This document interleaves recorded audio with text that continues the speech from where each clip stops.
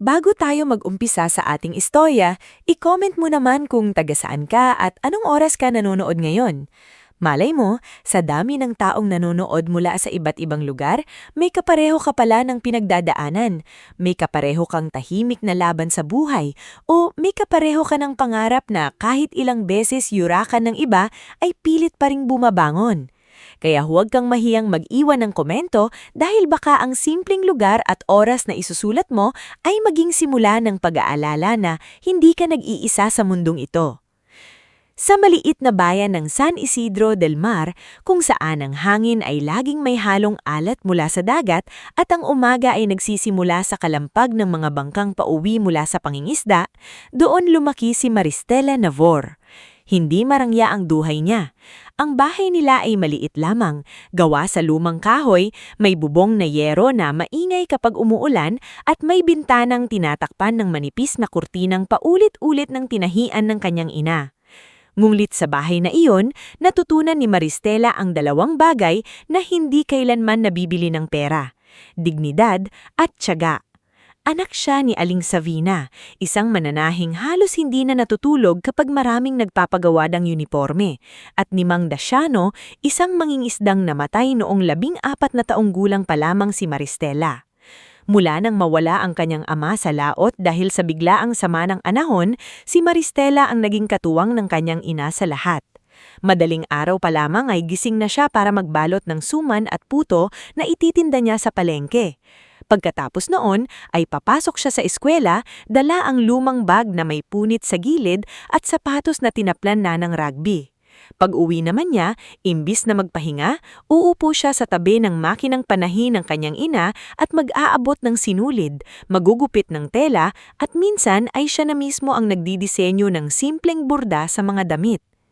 "Anak, ipahinga mo naman ang kamay mo," minsan sabi ni Aling Savina habang pinagmamasdan si Maristela na maingat na naglalagay ng maliit na bulaklak na borda sa laylayan ng isang bestida ng isang customer. Gumiti si Maristela, kahit halatang pagod ang kanyang mga mata. "Hindi po ako pagod, ma.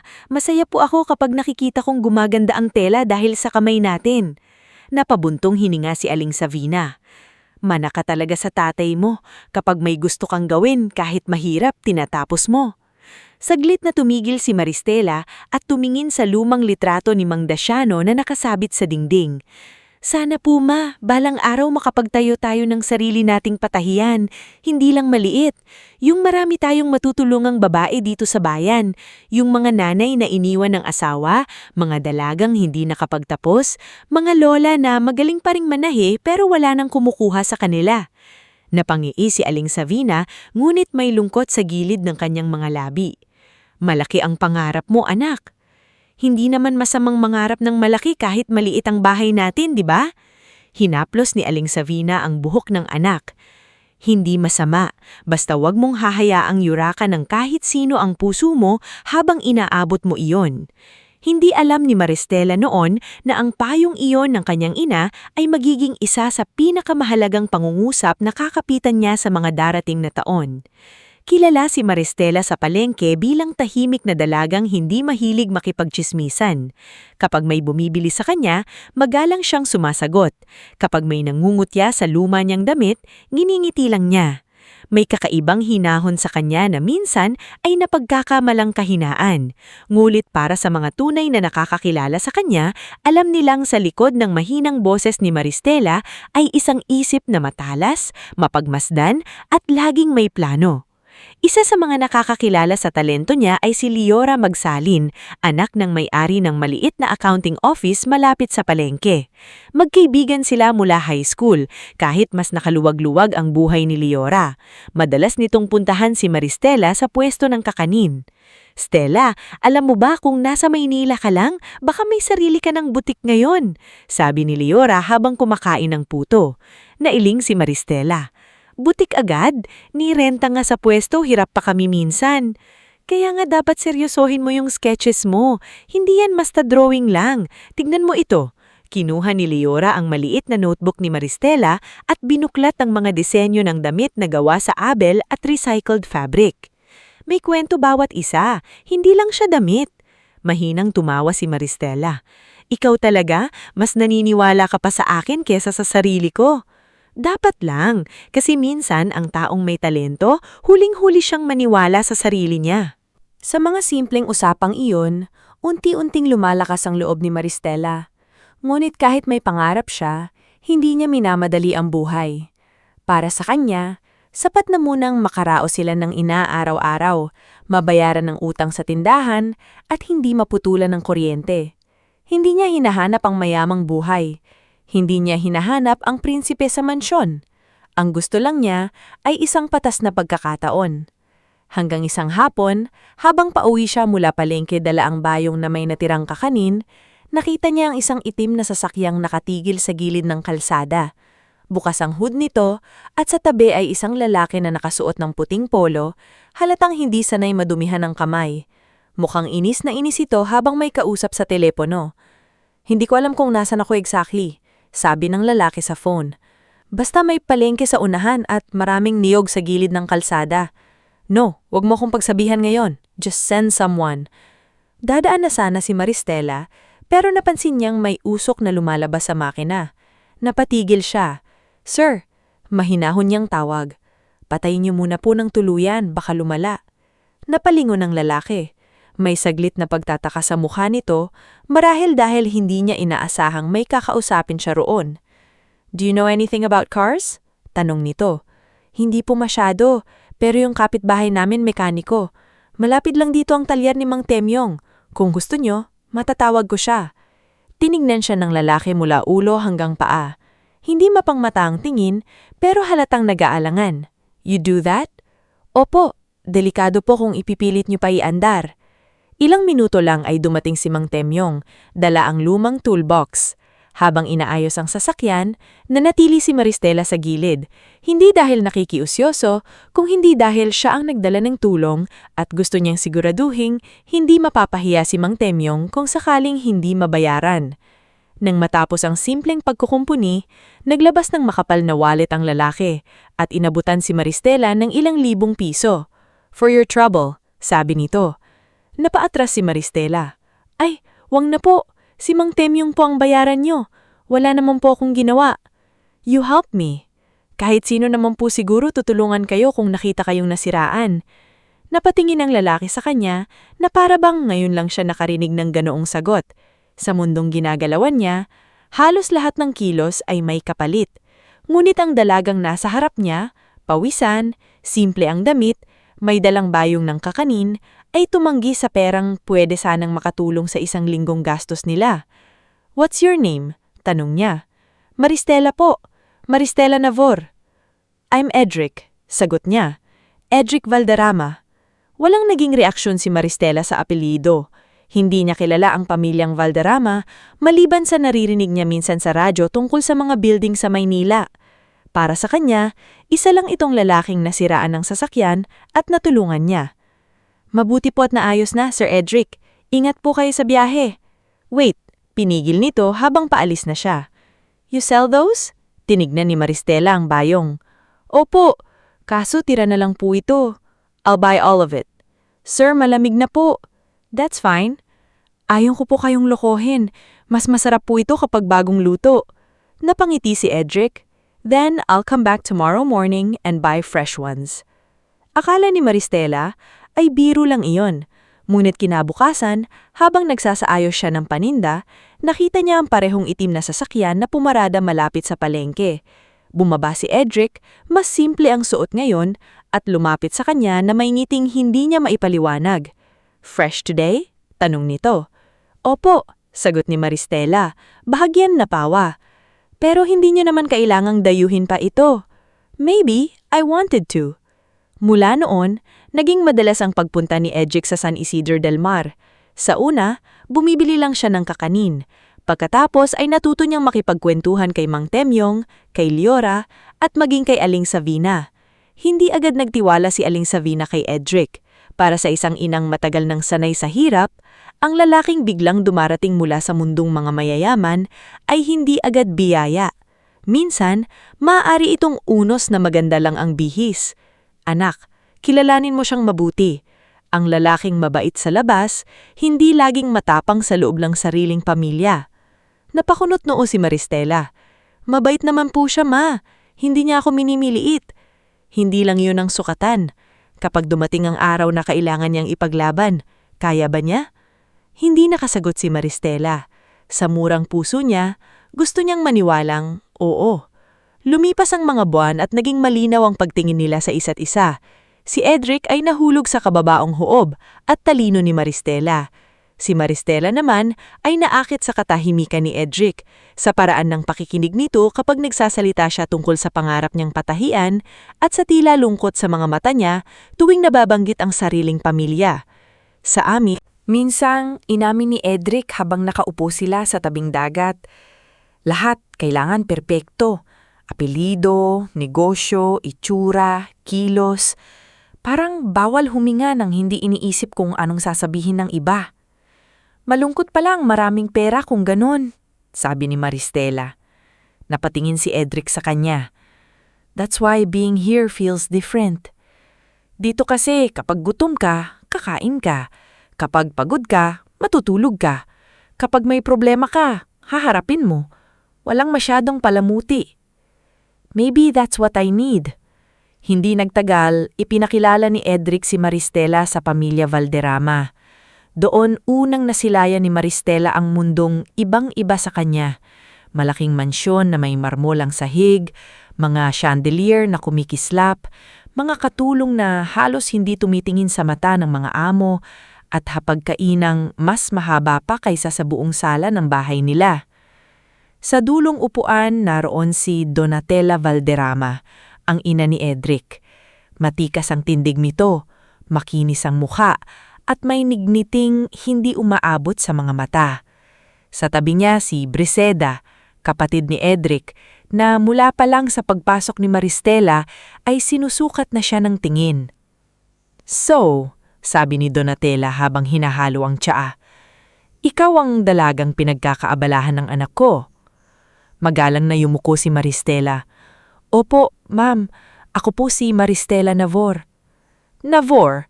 Ulit ni Briseda na parang may lasang mapait ang apelyido. From where again? San Isidro del Mar po. Ah, Palengke girl, sabi ni Briseda sabay ngiti. Naramdaman ni Maristela ang panlalamig ng kanyang kamay, ngunit hindi siya nagsalita ng pabalang. Edric cleared his throat.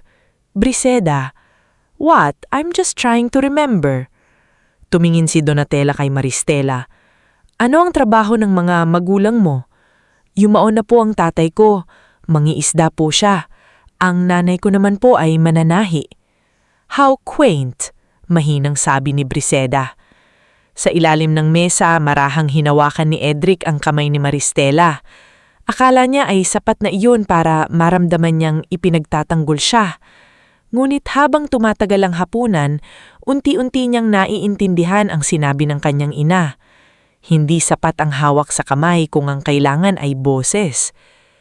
Edric, sabi ni Donatella, you are old enough to know the difference between affection and responsibility. Hindi lahat ng naaawa ka ay kailangang pakasalan. Nanigas si Maristela. Tumingin siya kay Edric, naghihintay na magsalita ito. Mom, please, mahina nitong sabi. Iyon lang, 2 salita. Walang tindig, walang linaw. Umuwi si Maristela ng gabing iyon na mabigat ang dibdib. Ngunit nang ihatid siya ni Edric, humingi ito ng tawad. I'm sorry, they can be cruel sometimes. Sometimes? Tanong ni Maristela. Pilit pinapakalma ang boses. I'll talk to them. Kailan? Natahimik si Edric. Doon unang nakaramdam si Maristela ng maliit na takot. Hindi takot sa pamilya Valderrama, kundi takot na baka ang lalaking mahal niya ay mabait nga, pero mahina. Sa kabila ng lahat, ipinaglaban ni Edric ang pagpapakasal nila sa paraang kaya niya. Hindi man malakas, hindi man buong-buo, pinili pa rin niyang pakasalan si Maristela. Ang kasal ay simple lamang, ginanap sa maliit na simbahan sa San Isidro del Mar. Naroon si Aling Savina, umiiyak habang inaayos ang belo ng anak. Naroon si Leora, hawak ang maliit na bouquet na siya mismo ang gumawa. Naroon si Father Elpidio Reyes, ang paring matagal ng kaibigan ng pamilya Navor. Bago pumasok sa simbahan, hinawakan ni Aling Savina ang pisngi ni Maristela. "Anak, sigurado ka ba?" Tumingin si Maristela sa altar, kung saan naghihintay si Edric. "Mahal ko po siya, Ma." "Ang pagmamahal dapat tahanan, hindi kulungan." "Opo, alam ko po. Ngunit may mga bagay na kahit alam ng puso, hindi agad pinaniniwalaan kapag umaasa pa ito." Pagkatapos ng kasal, tumira si Maristela sa mansyon ng Valderrama. Dito nagsimula ang tahimik na pagkarkabasag ng kanyang mundo. Hindi siya sinisigawan araw-araw, ngunit araw-araw siyang ipinaparamdam na hindi siya kabilang. Kapag may dinner party, pinapaupo siya sa dulo. Kapag may usapang negosyo, tumitigil sila kapag lumalapit siya. Kapag nag-aabot siya ng opinyon, ngingiti si Donatella at sasabihing, "That is sweet, dear, but this is not a sewing table." Minsan, dinala ni Maristela ang ilang disenyo niya kay Edric. Gusto sana niyang humingi ng payo kung paano makakapagsimula ng maliit na clothing line. "Maganda ito," sabi ni Edric habang mabilis na binubuklat ang notebook. "Talaga? Oo naman, maybe someday." "Someday?" Mahinang tanong niya. Ngumiti ito at hinalikan siya sa noo. "Kapag mauuyos na ang lahat dito, kapag tanggap ka na nila." Ngunit paano matatanggap ang isang taong araw-araw nilang itinutulak palayo? Isang hapon habang naghahanap si Maristela ng lumang lisibo para sa ipinabili ni Donatella, aksidente niyang nakita sa study room ang ilang dokumento na may pangalan niya. Una ay inakala niyang tungkol iyon sa kasal nila ni Edric.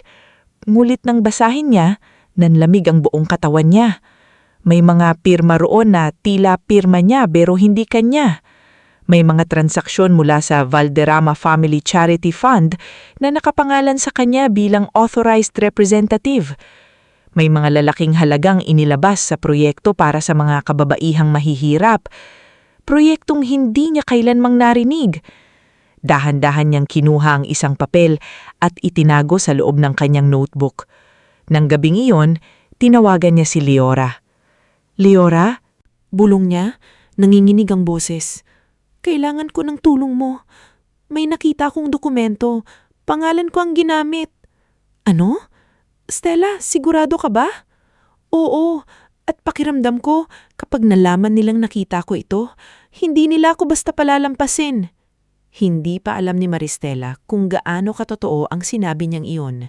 Hindi pa niya alam na mula sa sandaling nakita niya ang mga dokumentong iyon, nagsimula na rin ang pagbuo ni Donatella ng planong sisira sa kanyang pangalan, sa kanyang isip at sa kanyang buong pagkatao. Sa kabilang bahagi ng mansyon, nakatayo si Donatella sa may pintuan ng study room, hawak ang isang basong alak. Nakita niya ang bahagyang pagkakabukas ng drawer. Nakita niya ring wala sa dating ayos ang ilang papeles. Lumamig ang kanyang mukha. Kinabukasan, sa hapagkainan, matamis ang ngiti ni Donatella habang tinitingnan si Maristela. "Dear," sabi niya, "you look pale. Are you sleeping well?" "Opo," sagot ni Maristela, pilit itinatago ang kaba. "Good, kasi minsan kapag ang tao ay masyadong maraming iniisip, kung ano-ano ang naiisip niya, mga bagay na hindi naman totoo." Napatingin si Maristela kay Edric, abala ito sa pagbabasa ng mensahe sa cellphone. Ngumiti si Donatella, banayad, ngunit may banta. "I just hope you are not becoming confused." Sa sandaling iyon, naramdaman ni Maristela na ang laban niya ay hindi na lamang tungkol sa pagtanggap ng pamilya. May mas malalim na lihim sa bahay na iyon, at siya, ang babaeng inakala nilang mahina, ang unang nakahawak ng sinulib na maaaring magtanggal sa telang matagal nang ipinantatakip ng mga Valderrama sa kanilang kasinungalingan. Bago tayo magpatuloy sa ating istorya, i-comment mo muna kung taga saan ka at anong oras ka nanonood ngayon. Minsan kasi kahit magkalayo tayo ng lugar, pare-pareho tayong may pinagdadaanang tahimik na laban. May mga taong nakangiti sa harap ng iba, pero umiiyak kapag nag-iisa. May mga taong pinipilit maging matatag kahit mismong tahanan na dapat kumakalinga sa kanila ay nagiging dahilan ng kanilang pagkasugat. Kaya habang sinusundan natin ang buhay ni Maristela, Sana maalala mong may mga sugat na hindi nakikita sa balat, pero mas malalim pa kaysa anumang hiwa. Mula nang mapansin ni Donatella Valderrama na may gumalaw sa mga dokumento sa study room, nagbago ang hangin sa loob ng mansyon. Hindi iyon pagbabagong mararamdaman ng isang bisita. Sa labas, ganun pa rin ang lahat.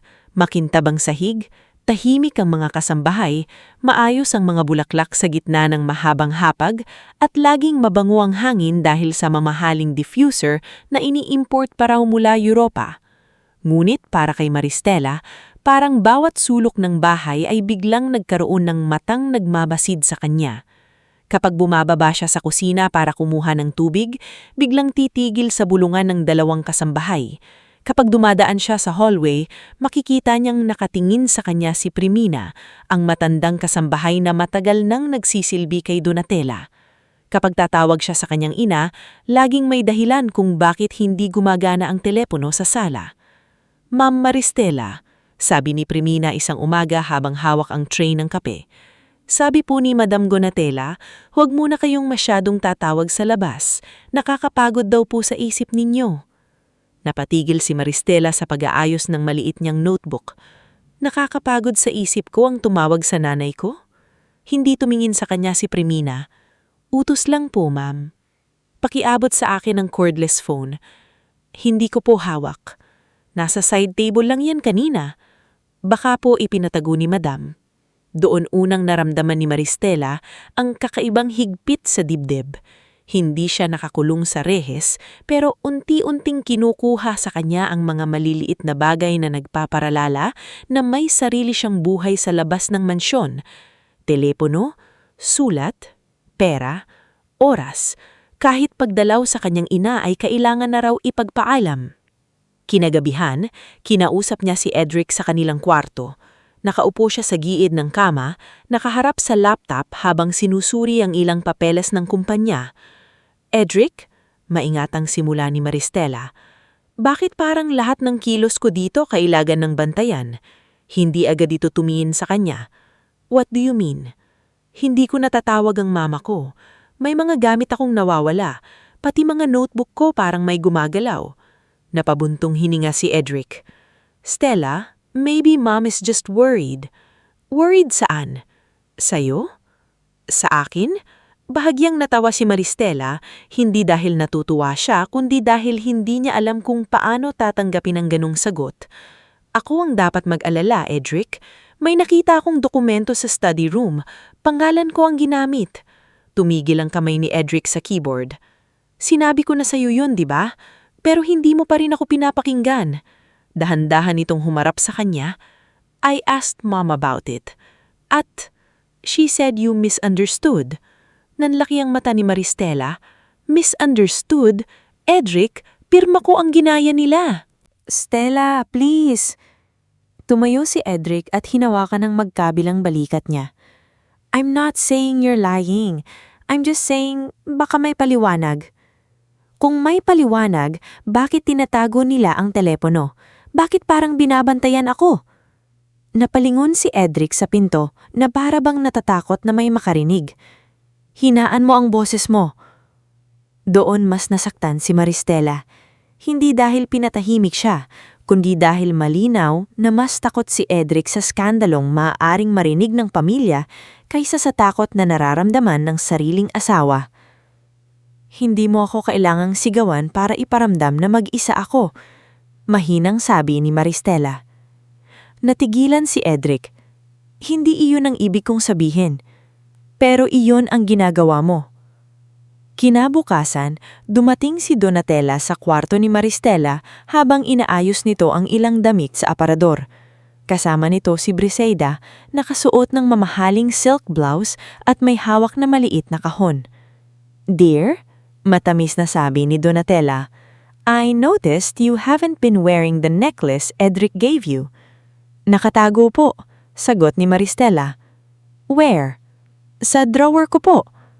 Binuksan ni Briseida ang drawer ng walang paalam. Nahakbang si Maristela palapit. "Sandali, bakit ninyo binubuksan ang gamit ko?" Ngumiti si Briseida. "Relax, we're family, aren't we?"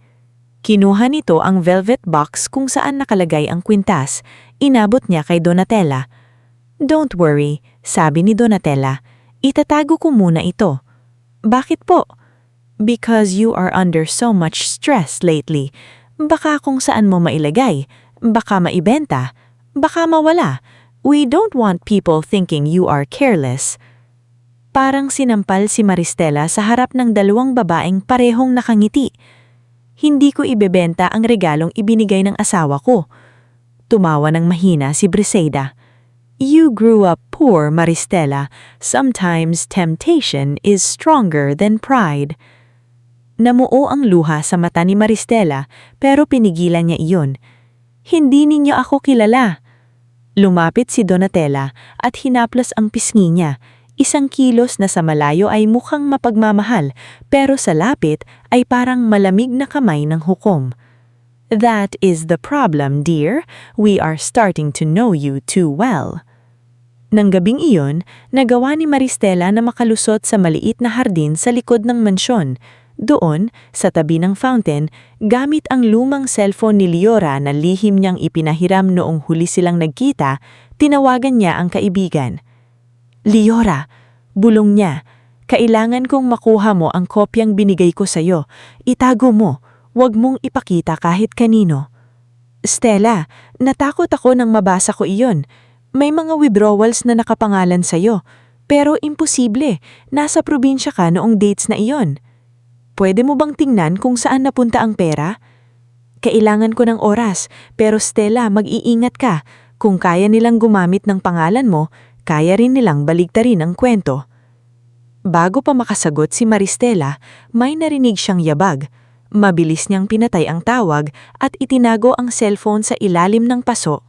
Paglingon niya, naroon si Donatella, nakatayo sa lilim ng malaking poste. "Fresh air?" tanong nito. "Opo," sagot ni Maristela, pilit pinakalma ang sarili. "Or secret calls?" Hindi sumagot si Maristela. Lumapit si Donatella, dahan-dahan, marangal, parang hindi nito kailangang magmadali dahil hawak niya ang buong paligid. "You know, Hiha, may mga babaeng hindi sanay sa malaking bahay, nalulula, nababaliw sa katahimikan, nag-iimbento ng kaaway." "Hindi ako nag-iimbento." "Of course you don't think you are." Tumagilid ang ngiti ni Donatella. "That is usually how it begins." Ilang gabi pagkatapos noon, ipinakilala kay Maristela si Dr. Soren Villacorta. Dumating ito sa mansyon na nakasuot ng kulay abong Amerikana, may maayos na buhok at may boses na kalmadong-kalmado na parang bawat salita ay pinag-aralan sa harap ng salamin. Ipinakilala siya ni Donatella bilang kaibigan ng pamilya. "He is here to help," sabi ni Donatella habang nakaupo sila sa maliit na receiving room. "Tutulungan ako saan?" tanong ni Maristela. Ngumiti si Dr. Soren. "Wala namang dapat ikabahala, Mrs. Valderrama. Simpleng conversation lang. Your family is concerned about your emotional state." "Your family?" Tumingin si Maristela kay Edric na tahimik na nakatayo sa may bintana. "O ang pamilya mo?" Napapikit si Edric. "Stella, please cooperate." Doon nagsimula ang pinakamapanganib na uri ng pananakit, yung nakabalot sa salitang pag-aalala. Sa unang konsultasyon, maayos na ipinaliwanag ni Maristela ang lahat. Sinabi niya tungkol sa dokumento, sinabi niya tungkol sa charity fund, sinabi niya tungkol sa pagkawala niyang personal na gamit at sa hindi niya matawagan ang kanyang ina. Habang nagsasalita siya, tahimik na sumusulat si Dr. Soren. "Doc?" tanong niya kalaunan, "naiintindihan niyo po ba ang sinasabi ko?" Tumingin siya sa kanya. "I understand that you feel threatened." "Hindi ko lang po nararamdaman, may ebidensya ako." "Where is the evidence now?" Natahimik si Maristela. Nasa kay Liora ang kopya. Ang orihinal ay hindi na niya alam kung nasaan. "So," mahinahong sabi ni Dr. Soren, "you believe there are documents but you cannot produce them?" "Dahil kinuha nila." "Who are they?" "Si Donatella. Baka si Odilon din, hindi ko pa alam." Sumulat muli si Dr. Soren. Ano pong isinusulat ninyo? Tanong ni Maristela. Just notes. Ngunit nang makita niya ang salitang paranoid ideation sa gilid ng papel, biglang nanlamig ang mga kamay niya. Hindi ako paranoid, sabi niya. Ngumiti si Dr. Soren. No one said you are. Pero may nagsabi na. Sa papel, sa katahimikan, sa mga tinging ipinapasa-pasa sa loob ng silid. Sumunod na mga linggo, lumala ang lahat. Kapag tumatanggi si Maristela sa gamot na ibinibigay raw ni Dr. Soren para makatulog siya, sasabihin ni Donatella sa mga kasambahay, "See, she refuses treatment." Kapag umiiyak siya dahil hindi pinapapasok si Aling Savina sa gate, sasabihin ni Briseida, "Unstable na naman." Kapag kinakausap niya si Edric ng masinsinan, laging matatapos iyon sa pagod na sagot nito, "Stella, I don't know what to believe anymore." "Ako ang asawa mo," sabi niya minsan. "Hindi ba sapat iyon para pakinggan mo ako?" Hindi iyon ganun kasimple. Simple lang iyon dati, Edric, noong wala pa tayong pera sa pagitan, noong nasa tabing dagat tayo at sinasabi mong ako ang pahinga mo. Naiiwas ito ng tingin. People change. Oo, sagot ni Maristela. Ikaw ang nagbago. Dumating ang family anniversary dinner ng mga Valderrama. Isang gabing puno ng bisita, politiko, negosyante at mga kamag-anak na bihis na bihis. Naghanda si Donatella ng engranding selebrasyon para sa anibersaryo ng kumpanya at ng kanilang charity foundation. Para kay Maristela, iyon ang pagkakataong kailangan niyang gamitin. Sa tulong ni Leora, nakuha niya ang ilang kopya ng bank summaries at lumang transaction dates. Hindi pa kompleto ang ebidensya, pero sapat na para magtanong sa harap ng mga taong hindi basta kayang patahimikin ni Donatella. Habang nagtataas ng baso si Donatella sa gitna ng bulwagan, tumayo si Maristela. "May kailangan po akong sabihin." Natahimik ang ilang bisita. Napatingin si Edric sa kanya, halatang nagulat. "Maristela," mababang boses ni Donatella. "Not now." "Ngayon po," sagot ni Maristela. Nanginginig, ngunit malinaw ang boses. "Dahil pangalan ko ang ginamit sa mga dokumento ng charity fund ninyo. May perang inilabas sa ilalim ng pirma ko pero hindi ko iyon pinirmahan." Nagbulbulang ang mga tao. Si Odilon Ramos, ang abogado ng pamilya, mabilis na lumapit kay Donatella. Si Briseida naman ay tumayo, namumula sa galit. "Are you insane?" hissed Briseida. Inilabas ni Maristela ang mga papel mula sa sobre. Ito ang kopya. May dates, may account references, at may pirma na ginaya. Biglang umiyak si Donatella. Hindi malakas, hindi eskandalosa. Sakto lamang para makita ng lahat na siya ang mukhang biktima. "I am so sorry, everyone," sabi nito. Hawak ang dibdib. "We tried to keep this private. Matagal na naming napapansin na hindi maayos ang kalagayan ni Maristela." Natigilan si Maristela. "Ano?" Lumapit si Donatella kay Edric. "Anak, I told you we should have helped her sooner." "Don't do this," sabi ni Maristela. "Huwag niyo akong baliktarin." Humakbang si Dr. Soren mula sa gilid ng bulwagan. Naandun pala siya, nakahanda. "As her attending psychiatrist, I strongly advise that Mrs. Valderrama be removed from stressful situations." Parang gumuho ang sahig sa ilalim ni Maristela. "Attending psychiatrist?" Ulot niya. "Hindi kita doktor. Kinausap mo lang ako dahil pinilit nila." Nag-iba ang tingin ng mga bisita. Ang ilan ay naaawa. Ang ilan ay natatakot. Ang ilan ay nandidiri na parang kahiya siyang kailangang alisin sa mamahaling gabing iyon. Tumingin si Maristela kay Edric. "Sabihin mo ang totoo. Sabihin mong hindi ako baliw."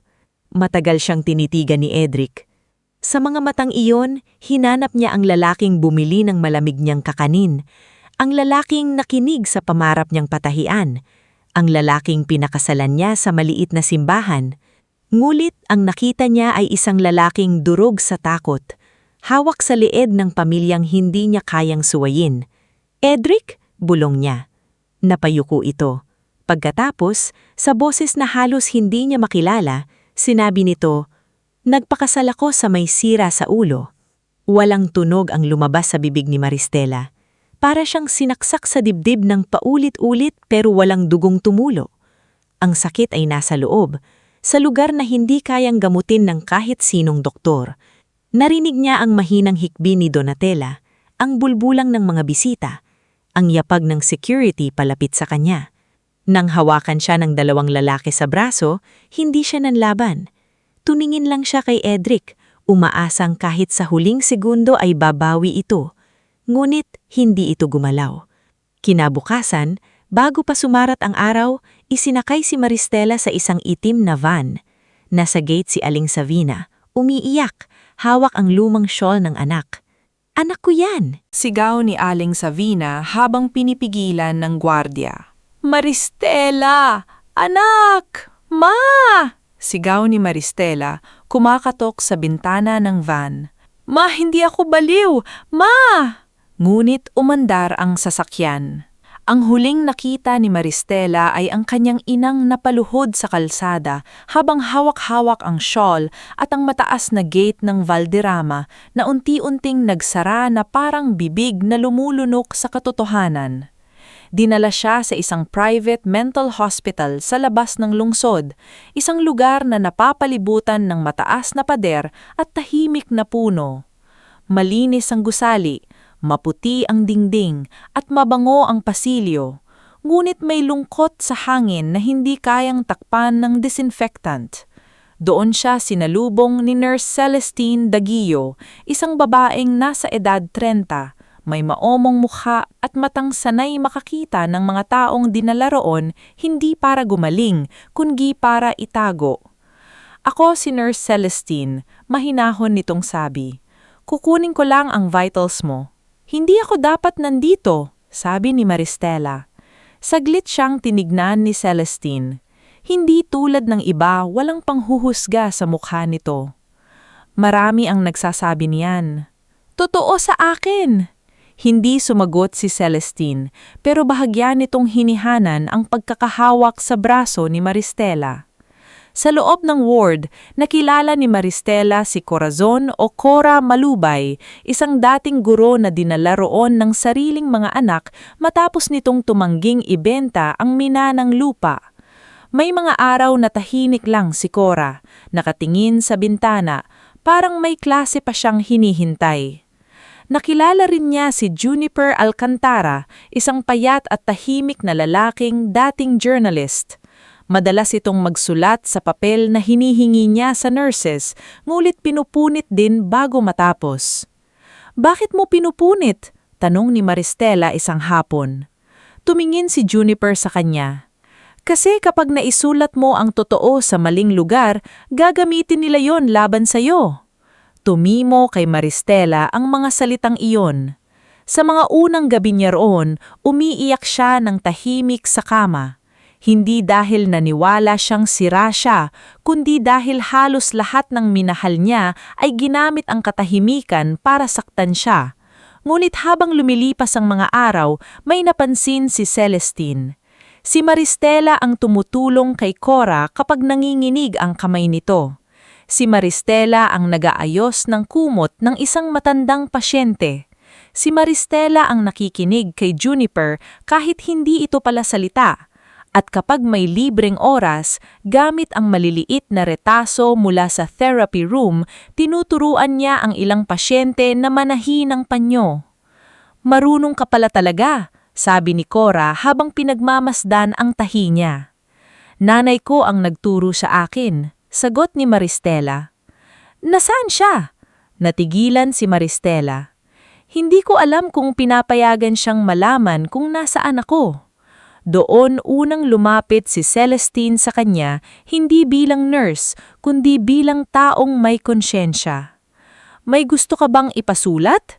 tanong nito isang gabi habang iniikot ang gamot. Napatingin si Maristela. "Ano?" "Liham. Hindi ko ipinangangakong makakalabas agad, pero susubukan ko." Nanginginig ang kamay ni Maristela nang tanggapin niya ang maliit na papel. Nang gabing iyon, isinulat niya ang unang liham para sa kanyang ina. Hindi iyon mahaba, hindi iyon puno ng galit.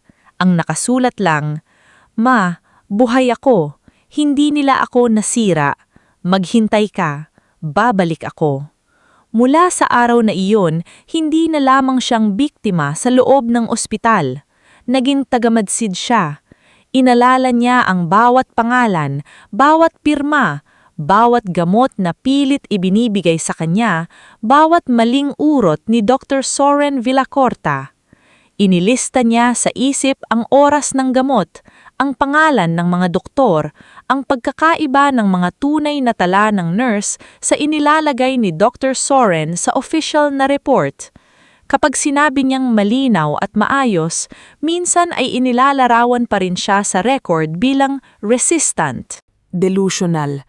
Kapag tumanggi siya ng gamot na nagpapahina ng katawan niya, isinusulat iyon bilang lack of insight. Sa bawat salitang ginagamit nila laban sa kanya, mas nauunawaan ni Maristela kung gaano kadaling gawing kulungan ang papel kapag ang may hawak ng panulat ay bayaran. Isang gabi, habang tahimik ang ward at tanging dilaw na ilaw sa hallway ang nagbibigay liwanag, lumapit si Nurse Celestine Daguillo sa kama ni Maristela. Hawak nito ang maliit na envelope. May sagot, mahinang sabi ni Celestine. Mabilis na bumangon si Maristela. Galing kay Mama? Tumanggo si Celestine pero mabigat ang mukha nito. Binasa ko muna para siguraduhin na walang delikado. Pasensya na. Hindi na iyon ininda ni Maristela. Nanginginig ang kamay niya ng buksan ng liham. Sulat kamay iyon ni Aling Savina, halatang nanginginig, halatang ilang beses naputol dahil sa luha. Anak, araw-araw kitang hinahanap. Sabi nila hindi raw ako pwedeng bumisita dahil delikado sa iyo. Hindi ako naniniwala. Alam kong hindi ka baliw. Alam kong may ginawa sila. Magpakatatag ka. Kahit hindi kita makita, hindi ako titigil. Napahawak si Maristela sa bibig para pigilan ng paghikbi. Sa loob ng ilang buwan, iyon ang unang patunay na may tao pa ring naniniwala sa kanya sa labas. Buhay siya, bulong ni Maristela. Hinahanap niya ako. Umupo si Celestine sa gilid ng kama, kahit bawal iyon sa protokol. Maristela, may mga bagay akong napapansin sa chart mo. Hindi tugma ang sinasabi ni Dr. Soren sa observations namin. Alam ko. Hindi lang ikaw ang ganito rito. Tumingin si Celestine sa kabilang kama kung saan natutulog si Cora Malubay. Si Ma'am Cora, dinala rito ng anak niya matapos ayaw niyang pumirma sa sale ng lupa. Si Juniper, may mga sinulat na artikulo tungkol sa isang politiko bago siya dinala rito ng kapatid niya. Hindi lahat, pero may ilang dito na parang itinago lang. Napatingin si Maristela kay Celestine. Bakit ngayon mo lang sinasabi? Dumilat ang pagod sa muka ng nurse. Dahil may pamilya rin akong pinapakain. Dahil natatakot ako. Dahil matagal kong kinumbinsi ang sarili ko na nurse lang ako at wala akong magagawa. Saglit siyang yumuko. Pero noong nakita kitang nagtuturo manahiki na Ma'am Cora, noong nakita kong ikaw pa ang nagpapakalma sa iba kahit ikaw ang dinurog, nahiya ako sa sarili ko. Hindi agad nakapagsalita si Maristela. Hindi niya kailangan makarinig ng malaking pangako. Sapat na sa kanya na malaman na may isang taong nagsisimulang tumingin sa kanya bilang tao, hindi kaso, hindi diagnosis, hindi problema. Kung tutulong ka, mahinahon niyang sabi, huwag kang padalos-dalos, kailangan natin ng ebidensya, hindi lang awa. Tumanggo si Celestine. May copies ako ng nurse's notes, hindi lahat, pero sapat para ipakita na stable ka at may record na ilang gamot ang ibinibigay kahit walang malinaw na dahilan. Mula noong gabing iyon, nagsimula ang tahimik na paghahanda. Hindi sila gumawa ng eksenang pwedeng gamitin laban kay Maristela. Hindi siya sumigaw, hindi siya nanakit, hindi siya nagmakaawa sa maling tao. Sa halip, nagpatuloy siya sa araw-araw na gawain, nakipag-usap ng maayos, sumunod sa mga bagay na hindi makakasira sa katawan niya, at patuloy na nag-ipon ng maliit na ebidensya. Si Juniper Alcantara, na dating tahimik lamang at palaging pinupunit ang sariling sulat, unti-unti ring lumapit kay Maristela. Isang hapon sa therapy room, habang tinuturuan ni Maristela kung paano mangtahi ng tuwid na linya, inabot ni Juniper sa kanya ang isang papel. "Ano ito?" tanong ni Maristela. "Pangalan ng dati kong editor, Inigo Barcial. Hindi ko alam kung nagtitiwala pa siya sa akin, pero dati kapag may kwento akong hindi mailabas, siya ang unang nakikinig." Binasa ni Maristela ang pangalan. "Paano natin siya maaabot?" "Celestine," sagot ni Juniper. Pero delikado. Mas delikado kung wala tayong gagawin. Napangiting ng mapait si Juniper. Alam mo, noong una kitang nakita, akala ko isa ka na namang mayamang asawa na hindi nakakayang ang buhay sa mansyon. Tumingin si Maristela sa kanya. At ngayon? Ngayon, tingin ko mas malinaw pa ang isip mo kaysa sa lahat ng taong nagdala sa iyo rito. Hindi yon papuri na ikinatuwa ni Maristela. Para sa kanya, iyon ay paalala na kailangan niyang gamitin ng linaw na iyon ng maingat. Sa labas ng ospital, patuloy si Liora magsalin sa paghahanap ng mga financial trail ng Valderrama Charity Fund. Dahil accountant siya, alam niya kung saan titingin. Pero hindi madali ang bawat hakbang. May mga record na biglang nawawala, may mga taong ayaw magsalita, minsan may lalaking nakasakay sa motorsiklo na sumusunod sa kanya pauwi. Natakot siya, ngunit hindi siya tumigil. Sa tulong ni Father Elpidio Reyes na may mga kakilala sa legal aid group, na ipadala ni Liora ang ilang kopya ng dokumento sa isang ligtas na lugar. Isang linggo, nakatanggap si Celestine ng simpleng rosary kay Father Elpidio, ipinadala raw para sa isang pasyenteng matagal nang hindi nakakauwi. Sa loob ng maliit na kahon ng rosary, may nakatagong pangalan at numero, Draca Mireya Estanislao, na dating estudyante ng pari sa isang scholarship program. Siya ang kailangan nating makausap. Sabi ni Celestine kay Maristela. Papayag ba ang ospital? Tanong ni Maristela. Hindi kong alam nilang para sa second opinion, pero may annual external review next month. Kung maisisingit ko ang pangalan niya bilang volunteer consultant, baka makapasok siya. Iyon ang unang totoong pag-asa na dumating kay Maristela, ngunit hindi niya hinayaang malunod siya sa pag-asa. Natutunan na niyang ang pag-asa kapag hindi sinamahan ng ingat ay pwedeng maging bitag. Lumipas ang mga linggo. Sa bawat araw na naghihintay sila, lalong humihina ang katawan ni Cora at lalong tumatahimik si Juniper. Ngunit si Maristela ang nagsilbing tali na nag-uugnay sa kanilang tatlo. Kapag nawawalan ng gana si Cora, kinukwentuhan niya ito tungkol sa mga batang tinuruan nito noong guro pa siya. Kapag nagiging balisa si Juniper, pinapaalalahanan niya itong hindi kailangang isulat agad ang buong katotohanan, sapat nang simulan sa isang pangungusap. Paano kung hindi tayo makalabas? Minsang tanong ni Cora habang hawak ang karayom. Lalabas tayo, sagot ni Maristela.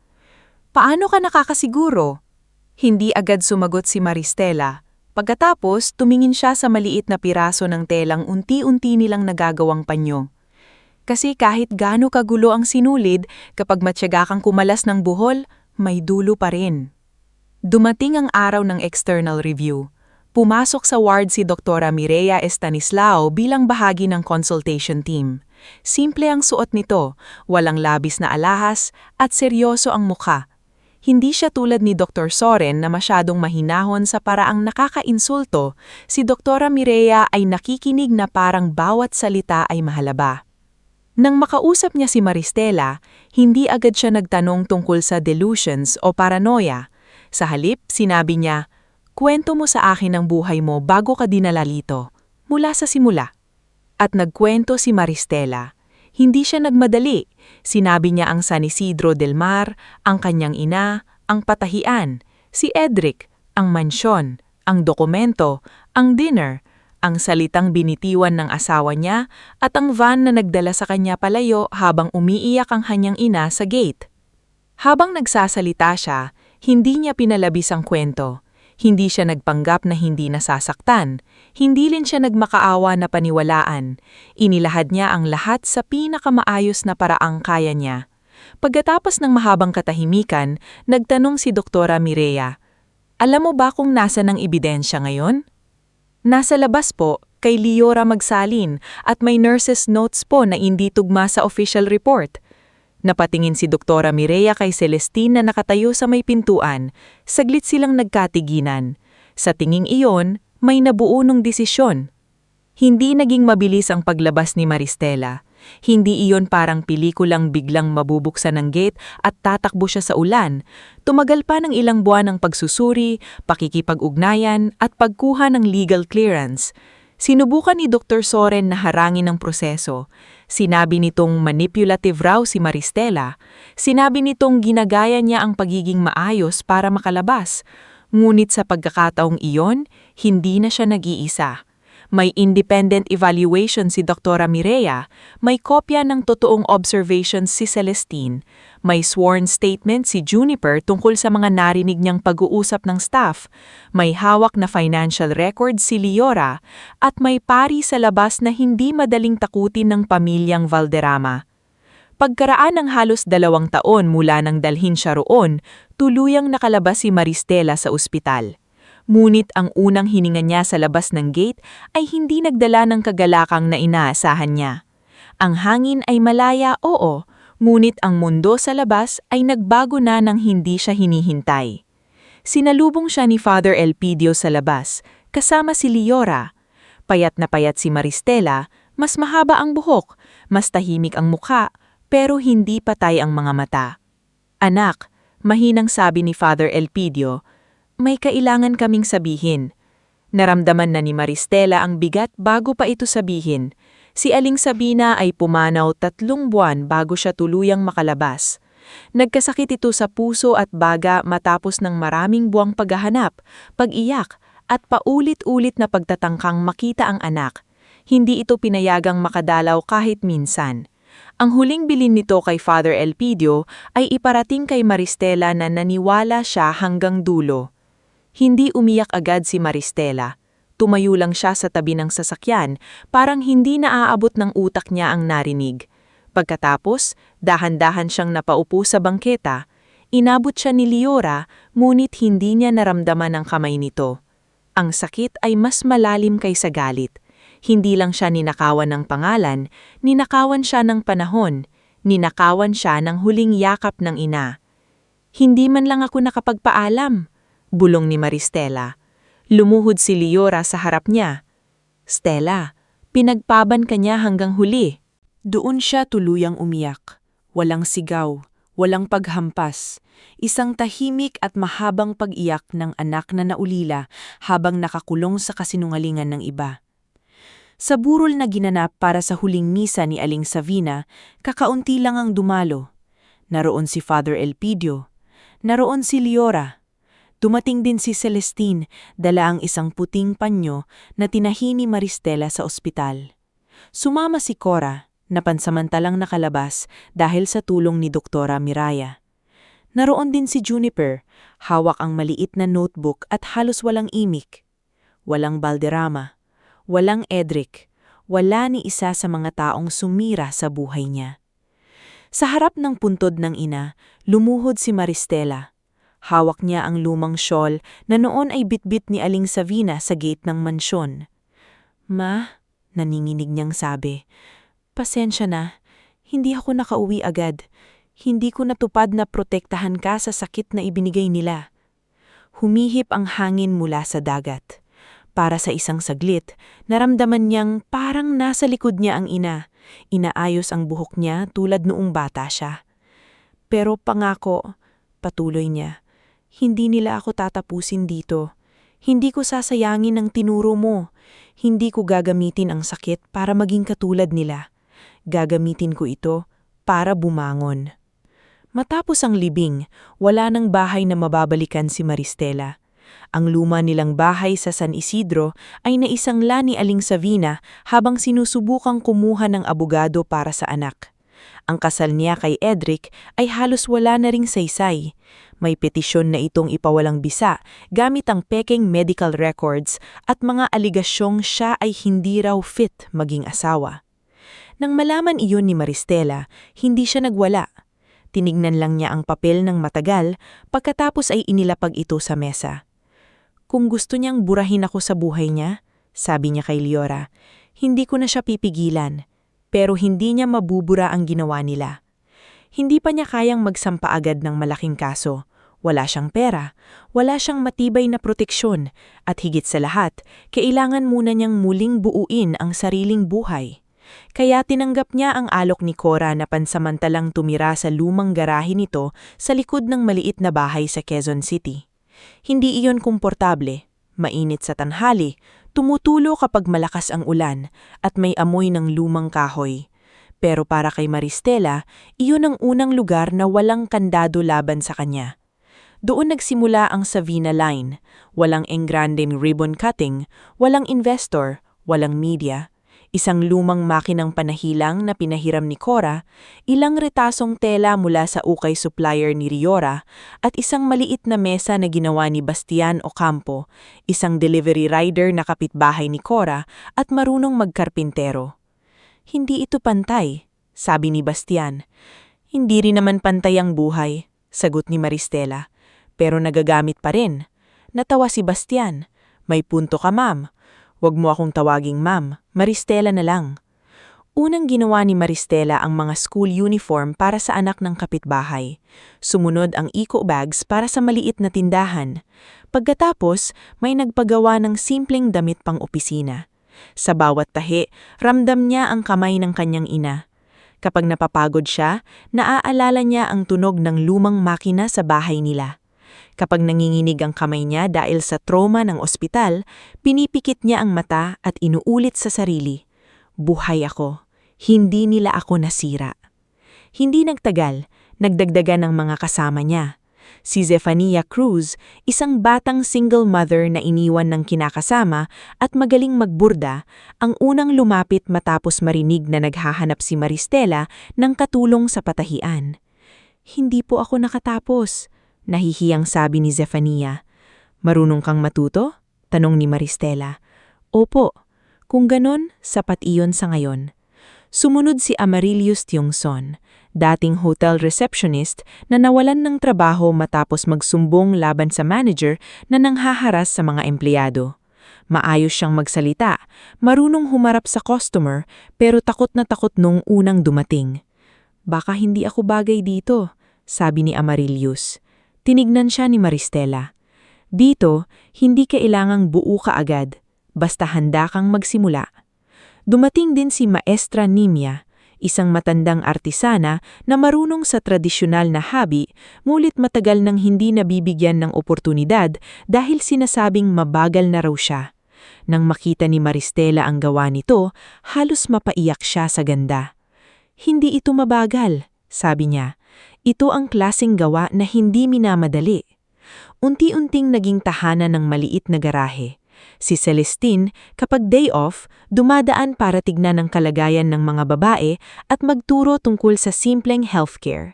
Si Liora ang nag-aayos ng libro ng kita at gastos. Si Juniper, na unti-unti ring bumabangon mula sa sariling trauma, nagsimulang magsulat ng maikling artikulo tungkol sa mga damit na may kwento. Hindi niya ginagamit ang pangalan ni Maristela bilang iskandalo. Sa halip, isinulat niya ang tungkol sa dignidad ng paggawa, tungkol sa telang tinatahi ng mga kamay na minsang itinulak palayo ng lipunan. Isang araw, dumating si Juniper na may dalang printout. May sumagot. Sabi niya, "Ano yon?" tanong ni Maristela habang sinusukat ang tela. "Social Enterprise Fair sa Maynila. Nabasa ni Inigo Barcial ang article. Gusto raw kayong bigyan ng maliit na booth." Napatigil ang lahat. Si Zefania ay napahawak sa bibig. Si Amarilius ay halos mapatalon. Si Cora na nakaupo sa tabi ng bintana ay tahimik na ngumiti. "Booth?" ulit ni Maristela. "Oo," sabi ni Juniper. "Hindi malaki, pero simula." Hawak ni Maristela ang isang piraso ng telang kulay puti. Sa isang saglit, bumalik sa kanya ang imahe ng ospital, ang gate ng Valderrama, ang luha ng kanyang ina, ang salitang binitiwan ni Edric. Ngunit hindi na siya bumalik doon, hindi na siya lumubog sa alaala. Tumingin siya sa paligid, kay Liora, kay Celestine, kay Cora, kay Juniper, kay Zefania, kay Amarilius, kay Bastian, kay Maestra Nimia, mga taong may kani-kanyang sugat, ngunit piniling manahin ng bagong buhay mula sa punit-punit na nakaraan. "Sasali tayo," sabi ni Maristela. Sa unang pagkakataon matapos ang mahabang panahon, hindi takot ang nangingibabaw sa boses niya. Hindi pa siya mayaman, hindi pa siya kilala, hindi pa tapos ang laban. Ngunit sa maliit na garahe na iyon, sa ilalim ng bubong na tumutulo kapag umuulan, nagsimula ang pangalang balang araw ay babasahin ng mga taong minsang tumawag sa kanya na baliw. At sa kabilang panig ng lungsod, sa isang opisina ng Valderrama Holdings, hawak ni Edric ang isang business magazine. Hindi niya sinasadyang makita ang maliit na feature tungkol sa Savina Line, isang patahiang nangsasanay ng kababaihang nais magsimula muli. Hindi pa niya alam na si Maristela ang nasa likod nito. Ngulit habang tinitignan niya ang litrato ng isang puting panyo na may bordang alon, bigla niyang naalala ang dalagang minsang nagsabing hindi masamang mangarap ng malaki kahit maliit ang bahay.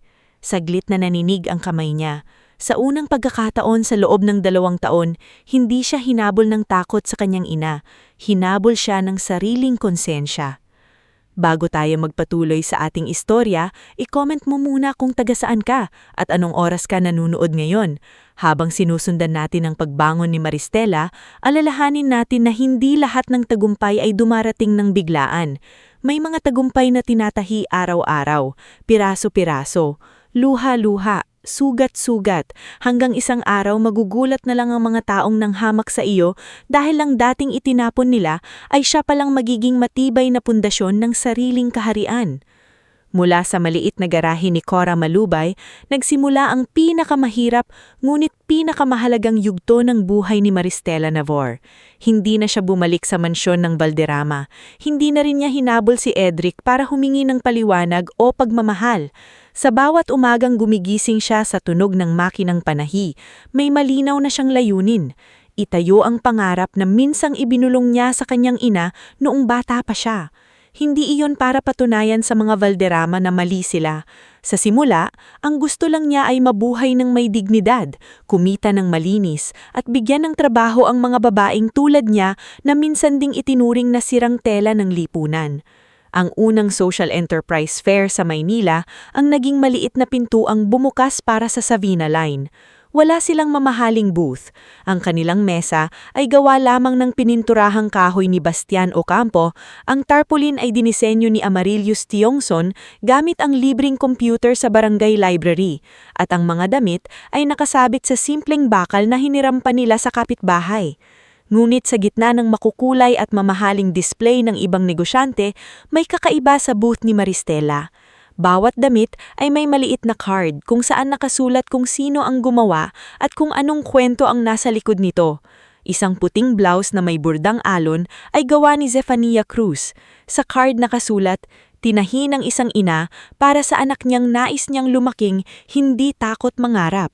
Isang shawl na hinabi ni Maestra ni Mia ay may nakasulat na gawa ng kamay na hindi mabilis, kundi marunong maghintay sa ganda. May simpleng office dress na dinisenyo ni Maristela at tinahi ni Cora at Amarilius. Sa card nito nakasulat, para sa babaeng muling papasok sa mundong nakataas ang noo. Maraming napapahinto. May bumibili, may nagtatanong, may napapaluha. Sa hapon ng 2 araw, lumapit ang isang babaeng nakasuot ng navy blazer, may maikling buhok at may tindig na hindi kailangang magpakilala para respetuhin. "Ikaw si Maristela?" tanong nito. "Opo," sagot ni Maristela, bahagyang kinakabahan. "Ako po. Ako si Yasadora Ke." Agad na patingin si Liora kay Maristela. Kilala sa business circle si Madam Yasadora Ke, isang Filipino-Chinese investor na sumusuporta sa maliliit na negosyo na pinamamalahaan ng mga kababaihan. Hindi siya basta nagbibigay ng pera. Kilala siya sa pagiging mahigpit, direktong magsalita, at ayaw ng negosyong puro awa pero walang malinaw na plano. "Tinignan ko ang produkto ninyo," sabi ni Isadora. "Magandang kwento, pero ang tanong, kaya ba ninyong gawing matibay ang negosyo? Hindi lang nakakaantig ng puso?" Hindi nasaktan si Maristela sa tanong. Sa halip, tumuwid ang likod niya. "Hindi pa po kami perpekto. Kulang kami sa makina, kulang kami sa tao. Minsan late ang delivery dahil ako rin ang nagpuputol ng tela at nagche-check ng quality. Pero malinaw po ang sistema namin sa sahod, sa oras, sa training at sa gastos. Hindi ko po gustong maging charity lang ang Savina Line. Gusto kong maging kumpanyang hindi kailangang manakit ng tao para kumita." Matagal siyang tiningnan ni Isadora. "Maraming nagsasabi niyan." "Opo, kaya hindi ko po kayo hinihingan ngayon ng tiwala. Hinihingan ko po kayo ng pagkakataon ipakita ang records namin." Napangiti ng bahadya si Isadora. "Good answer." Hindi agad yon naging malaking investment. Ilang buwan pang sinuri ni Isadora ang libro ng Sabina Line, kinausap ang mga manggagawa, tinignan ng kalidad ng tela at sinubukan ng kakayahan nilang tumanggap ng mas malaking order. May mga gabi na halos hindi natutulog si Maristela. Kapag mali ang sukat, inuulit niya. Kapag may reklamo ang customer, siya mismo ang humihingi ng tawad at nag-aayos. Kapag kapos sa pera, inuuna niya ang sahod ng mga kasama kesa sarili niyang pagkain. Stella, hindi ka pwedeng puro trabaho, minsang sabi ni Celestine habang inaabutan siya ng kape sa garahe. Kapag huminto ako, baka bumagsak lahat, sagot ni Maristela. Hindi mo kailangang buhatin mag-isa ang lahat. Iyon ang dahilan kung bakit may kasama ka na ngayon. Napatingin si Maristela sa paligid. Si Zephaniah ay abala sa borda. Si Amarilis ay kausap ang kliyente sa telepono. Si Bastian ay nag-aayos ng deliveries. Si Cora ay nagtuturo sa 2 bagong trainee. Si Maestra ni Mia ay tahimik na naghahabi sa sulok. Si Leora ay nakayuko sa ledger. Si Juniper naman ay nagsusulat ng bagong article tungkol sa ethical fashion. Hindi na siya nag-iisa. At dahil doon, natuto siyang huminga muli. Lumipas ang mga taon, hindi madali ang pag-angat ng Sabina Line. Sa 3 taon, may malaking kliyenteng hindi nagbayad matapos makuha ang order. Halos maubos ang puhunan nila. Sa 4 na taon, nasunog ang maliit nilang bodega dahil sa lumang kable ng katabing pwesto. Ilang rolyo ng tela ang naabo at may mga order na kailangang ulitin mula simula. Umiyak si Zephaniah sa harap ng mga nasunog na borda. Wala na, sabi nito. Ang dami nating pinaghirapan. Lumapit si Maristela at dinampot ang isang piraso ng tela na bahagyang nasunog ang gilid. Hindi wala. Nasunog ang tela, hindi ang kamay natin. Uulit tayo. Paano kung hindi nakayanin? Kakayanin natin ng sabay-sabay. Sa 5 taon, sa tulong ni Isadora Ke, nakakuha sila ng mas malaking production space sa isang lumang warehouse na inayos para maging maaliwalas, ligtas at makatao para sa manggagawa. Hindi ito tulad ng karaniwang pabrika na mainit at masikip. May malalaking bintana, maayos na bentilasyon, clinic room na pinamamahalaan ni Celestine, maliit na daycare corner para sa mga anak ng empleyado, at training room kung saan nagtuturo si Cora. Pinangalanan nila itong Sabina Line Workshop. Sa araw ng pagbubukas, tahimik na tumayo si Maristela sa harap ng lumang makinang panahi ng kanyang ina na nakalagay sa glass case sa entrance. Ma, may tahanan na ang pangarap natin. Hindi alam ni Maristela na habang lumalawak ang kanyang mundo, unti-unti namang sumisikip ang mundo ng mga Valderrama. Sa Valderrama Holdings, nagsimulang lumitaw ang mga lumang problema. May investors na nagtanong tungkol sa charity fund. May auditors na nakapansin ng hindi tugmang records. May dating empleyado na lumapit kay Juniper matapos mabasa ang mga articles nito tungkol sa institutional abuse at financial manipulation. Si Donatella, na dati ay laging kalmado, nagsimulang madaling magalit sa mga meeting. Find out who is feeding them information, utos niya kay Odilon Ramos. Madam, hindi na ganun kadaling takutin ng mga tao ngayon. May digital copies, may journalists, may independent groups. Tinaliman siya ng tingin ni Donatella. Then bury it deeper. Ngunit may mga kasinungalingan na kahit gaano kalalim ilibing ay umaalingasaw pa rin kapag nabasa ng ulan ng panahon. Si Edric naman ay unti-unting nilalamon ng konsensya. Sa loob ng 10 taon, nagkunwari siyang nakalimot. Nagpakalunod siya sa trabaho, sa meetings, sa travel, sa bagong mga kakilala. Ngunit tuwing nakakakita siyang damit na may burdang alon, tuwing may maririnig siyang pangalang Sabina Line sa business circles, bumabalik ang imahe ni Maristela sa hapag nung gabing pinagtaksilan niya ito. Isang gabi, pumasok si Briseida sa opisina niya, galit na galit. Nakita mo na ba ito? Inihagis nito ang tablet sa mesa. Nasa screen ang isang feature article, Sabina Line Global, the ethical fashion house built by women who refuse to disappear. Sa ilalim noon, malinaw ang larawan ni Maristela. Mas mature na ang mukha, mas matatag ang tindig, nakasuot ng simpleng puting blazer na may burdang alon sa manggas. Hindi siya mukhang biktima. Hindi siya mukhang wasak. Mukha siyang babaeng bumuo ng sarili niyang lugar sa mundo. Napatayo si Edric. Maristela! Napangisi si Briseida pero bakas ang takot sa boses. So it's true. Siya ang nasa likod ng Savina Line. Nakakatawa, di ba?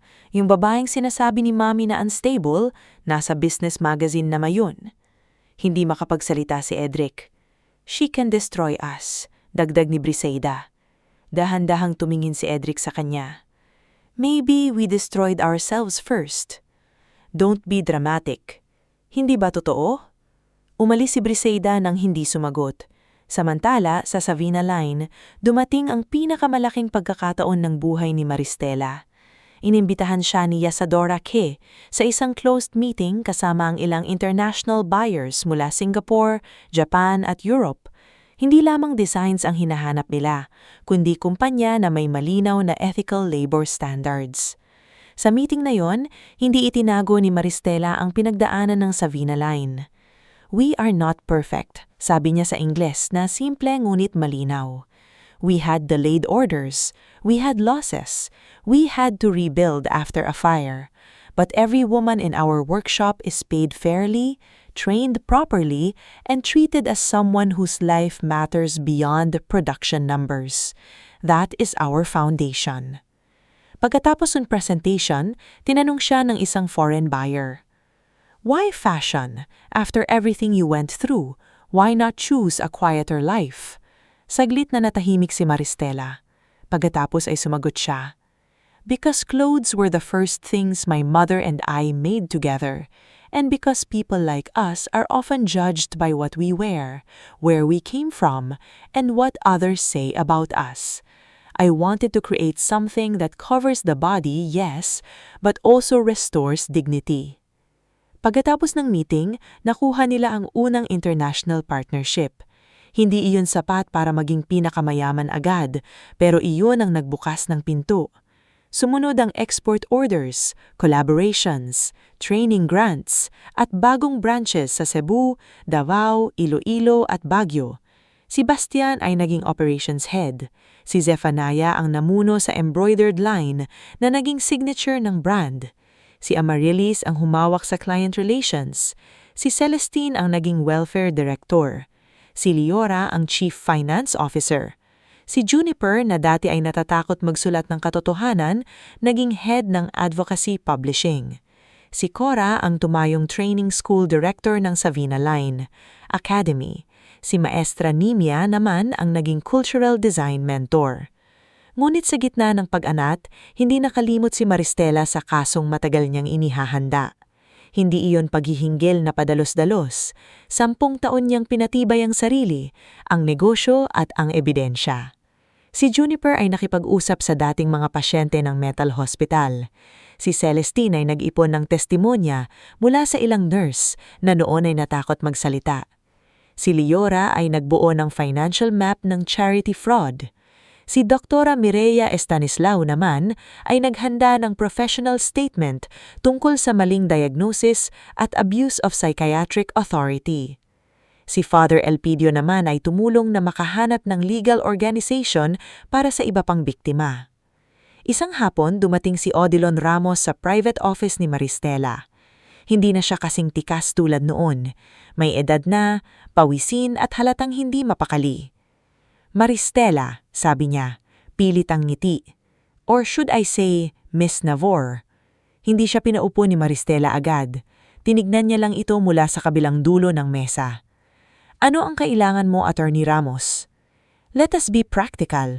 May mga bagay sa nakaraan na mas mabuting manatili sa nakaraan. Para kanino? Para sa lahat. Hindi para sa akin, hindi para kay Mama. Hindi para kina Cora, Juniper at sa ibang taong ikinulong ninyo sa papel at pirma. Napalunok si Odilon.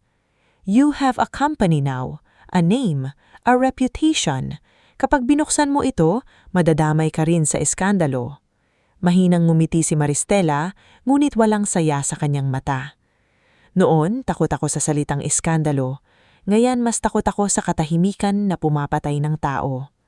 Inilapag ni Odilon ng envelope sa mesa. Settlement, malaking halaga. Hindi man lang ginalaw ni Maristela ang envelope. Attorney, sabi niya, malinaw at mababa ang boses. Noon, kinuha ninyo ang boses ko. Ngayon, batas na ang magsasalita para sa akin. Lumabas si Odilon na nanginginig ang kamay. Pagpasok ni Juniper mula sa kabilang pinto, hawak nito ang final draft ng investigative report. Sigurado ka na? Tanong niya. Tinignan ni Maristela ang framed photo ni Aling Savina sa mesa. 10 taon akong naging sigurado. Kinabukasan, lumabas ang report. Hindi ito chismis. Hindi ito emosyonal na paratang. Isa itong mahabang investigative piece na may dokumento, testimonya, medical inconsistencies, financial trails at pangalan ng mga taong sangkot. Kasabay nito, inilabas ng legal group ang formal na reklamo laban kina Donatella Valderrama, Odilon Ramos, Dr. Soren Villacorta at sa dating management ng private mental hospital. Sa parehong linggo, inilathala ng isang international business publication ang listahan ng top 10 richest self-made women in Southeast Asia. Sa ika-7 pwesto, nakasulat ang pangalan Maristela Navor, founder and chairwoman of Savina Line Global. Sa mansyon ng Valderrama, hawak ni Donatella ang dyaryo habang nanginginig ang kanyang daliri. Katabi niya si Briseida na mumutla. Nakatayo si Edric sa may bintana, hindi makatingin sa kanila. Imposible, bulong ni Donatella. Ngunit hindi imposible ang nakasulat. Naroon ang mukha ni Maristela, naroon ang pangalan niya, naroon ang kwentong sinubukan nilang ibaon, ang babaeng ipinadala sa mental hospital ng sariling biyenan at pinagtaksilan ng sariling asawa, ngunit bumangon, nagtayo ng imperyo at nagbalik hindi upang magmakaawa, kundi upang ilantad ang katotohanan. Nabitiwan ni Donatella ang dyaryo. Sa unang pagkakataon, hindi si Maristela ang nanginginig sa loob ng isang bahay na puno ng kasinungalingan. Sila na. Bago tayo magpatuloy sa huling bahagi ng ating istorya, i-comment mo muna kung taga saan ka at anong oras ka nanonood ngayon. Sa pagtatapos ng kwento ni Maristela, alalahanin natin na ang tunay na panalo ay hindi palaging nasusukat sa yaman, palakpakan o titulo sa dyaryo. Minsan, ang tunay na panalo ay ang araw na kaya mo nang harapin ang mga taong sumira sa iyo nang hindi na nanginginig ang takot ang iyong tinig dahil alam mong hindi ka na hawak ng nakaraan mo. Kinabukasan matapos lumabas ang pangalan ni Maristela Navor sa listahan ng top 10 richest self-made women in Southeast Asia, hindi nagdiwang ng magarbo ang Savina Line Global. Walang mamahaling party, walang malalakas na musika, walang champagne na bumubula sa mamahaling baso. Sa halip, tahimik na nagtipon ang mga empleyado sa malaking courtyard ng Savina Line Workshop. Naandoon sina Zephaniah Cruz, Amarilis Tiongson, Bastian Ocampo, Maestra Nimia, Cora Malubay, Liora Magsalin, Juniper Alcantara, Celestine Daguio at daan-daang kababaihang minsang pumasok sa kumpanya na dala ang takot, gutob, kahihiyan at kawalan ng pag-asa. Sa gitna ng courtyard, nakatayo si Maristela. Hindi siya nakasuot ng mamahaling alahas. Simple ang puting damit niya, may bordang alon sa manggas, ang simbolo ng Savina Line. Sa likod niya, nakasabit ang lumang makinang panahi ni Aling Savina sa loob ng glass case, hindi bilang palamuti, kundi bilang paalala kung saan nagsimula ang lahat. Hindi ko ito narating mag-isa, sabi ni Maristela sa harap ng lahat. Kung pangalan ko ang nabasa nila sa listahan, pangalan nating lahat ang nakatahi sa bawat tagumpay. Ang bawat tahi, bawat puyat, bawat luha, bawat araw na pinili nating huwag sumuko, lahat iyon ang tunay na dahilan kung bakit nakatayo tayo rito ngayon. Tahimik ang paligid, maraming umiiyak, lalo na ang matatandang manggagawa na noon ay tinanggilan na ng ibang pagawaan dahil mabagal na raw sila. Si Zephaniah, na dati ay nanginginig pa ang boses ng unang humingi ng trabaho, ngayoy hawak ang kamay ng anak niyang nakasuot ng school uniform mula sa scholarship ng Savina Line. Si Amarilis, na minsang nawalan ng trabaho dahil lumaban sa pang-aabuso, ngayoy isa ng respetadong client relations director. Si Bastian, na dating delivery rider na inaabot ng ulan sa kalsada, ngayon ay operations head ng buong logistics network. Ang bawat isa sa kanila ay patunay na hindi nasasayang ang taong binigyan ng pagkakataon. Ngunit habang may liwanag sa Savina Line, nagsisimula naman ang dilim sa mundo ng mga Valderrama. Sa loob ng mansyon, halos hindi makatulog si Donatella. Hindi niya natanggap na ang babaeng minsan niyang tinawag na palengke girl, ang babaeng ipinakulong niya sa ospital, ang babaeng inakala niyang mabubura ng isang pirma at maling diagnosis ay naging pangalang kinikilala hindi lamang sa Pilipinas kundi sa ibang bansa. Ngunit higit sa yaman ni Maristela, ang mas kinakatakutan ni Donatella ay ang kasong unti-unti nang bumabalot sa pamilya nila. Dumating ang subpina sa mansyon isang maulang umaga. Hawak iyon ni Primina, ang matandang kasambahay na dati ay sumusunod lamang sa utos ni Donatella. Nanginginig ang kamay ni Primina habang iniaabot ang ombre. "Madam," mahinang sabi nito, "galing po sa korte." Sinunggaban iyon ni Donatella. Nang nabasa niya ang laman, nanigas ang kanyang mukha. Formal nang iniimbestigahan ang illegal confinement, falsification of medical documents, financial fraud sa charity foundation at conspiracy to commit psychological abuse. Kasama sa mga pangalan sina Donatella Valderrama, Odelon Ramos, Dr. Soren Villacorta at ilang opisyal ng private mental hospital. "Hindi mangyayari ito," bulong ni Donatella. "Hindi nila ako kayang pabagsakin." Ngunit sa pagkakataong iyon, wala nang sapat na pera para bilhin ang lahat. Wala nang sapat na koneksyon para patahimikin ang lahat. Ang mga taong dating takot ay may proteksyon na. Ang mga dokumentong dating nakatago ay may digital copies na. Ang mga boses na dating kinulong sa puting pasilyo ng ospital ay handa nang magsalita. Sa unang court hearing, napuno ang maliit na silid ng korte. Naroon ang media, ngunit hindi sila pinayagan ni Maristela na gawing palabas ang kanyang sugat. Naroon ang legal team na kinuha niya hindi lang para sa sarili niya, kundi para sa iba pang biktima. Naroon si Dr. Mireya Estanislao, dala ang kanyang independent evaluation. Naroon si Celestine, dala ang kopya ng mga nurses' notes. Naroon si Juniper, dala ang testimonya ng dating staff at pasyente. Naroon si Leora, hawak ang malalaking folder ng financial records. Naroon si Cora, nakaupo ng tuwid, hindi na bilang pasyenteng pinatahimik kundi bilang dating guro na muling natutong magsalita para sa sarili. Nang pumasok si Donatella sa korte, marami pa rin ang napalingon. May natitira pa ring bakas ng dating karangyaan sa kanyang itsura, maayos na buhok, mamahaling bag, perla sa leeg. Ngulit hindi na niya madala ang dating kapangyarihan. Sa tabi niya si Odelon Ramos, halatang pagod at namumutla. Si Dr. Soren Villacorta naman ay tahimik, pilit itinatago ang kaba sa likod ng seryosong mukha. At sa likod nila, naroon si Edric. Hindi siya akusado sa lahat ng kaso, ngunit tinawag siya bilang mahalagang testigo. Sa loob ng maraming taon, pinili niyang manahimik. Pinili niyang paniwalaan ang maginhawang kasinungalingan kaysa harapin ang masakit na katotohanan. Ngunit ngayong nakaupo siya sa korte, nakita niya si Maristela sa kabilang panig. Hindi galit na galit, hindi naghihimutok, hindi nagmamakaawa. Tahimik siya, matatag, parang dagat pagkatapos ng bagyo. Nang magtagpo ang kanilang mga mata, si Edric ang unang umiwas. Sa unang bahagi ng pagdihinig, isa-isang inilatag ang ebidensya. Ipinakita ang pagkakaiba ng official psychiatric report ni Dr. Soren at ng araw-araw na tala ng mga nurses.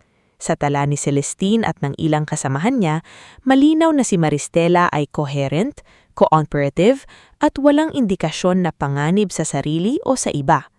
Ngunit sa report ni Dr. Soren, paulit-ulit siyang inilarawang bilang paranoid, delusional, at unfit to make decisions. Bakit po magkaiba ang report ninyo sa obserbasyon ng nursing staff? Tanong ng abogado ni Maristela kay Dr. Soren. Naglinis ito ng lalamunan. Clinical judgment differs. Clinical judgment o bayad na opinyon. Nagkaroon ng bulungan sa loob ng korte. Pinalo ng hukom ang gavel upang patahimikin ang lahat. Sunod na tumistigo si Celestine. Sa umpisa, nanginginig ang kamay niya habang hawak ang microphone.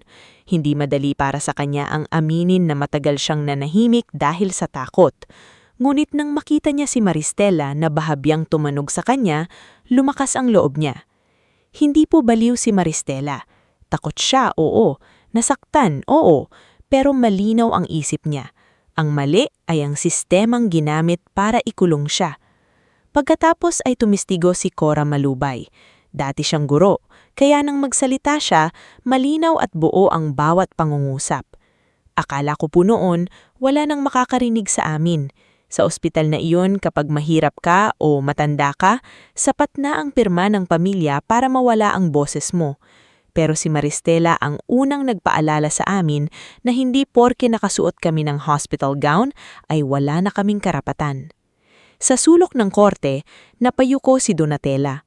Hindi dahil nagsisisi siya, kundi dahil bawat salita ay parang pako sa kabaong ng dating kapangyarihan. Pinakamabigat ang naging testimonya ni Leora. Isa-isang ipinakita ang financial trail mula sa Valderrama Family Charity Fund. Lumabas na ginamit ang pangalan ni Maristela bilang authorized signatory sa ilang transaksyon kahit malinaw sa travel at residence records na wala siya sa mga lugar kung saan nangyari ang withdrawals. May pirmang ginaya, may perang ililipat sa shell companies na may koneksyon kay Odilon at sa ilang kasosyo ng Valderrama Holdings. Ang charity na dapat sana'y tutulong sa kababaihan ay ginamit na taguan ng pera. Nang tinawag si Edric, bumigat ang hangin sa silid.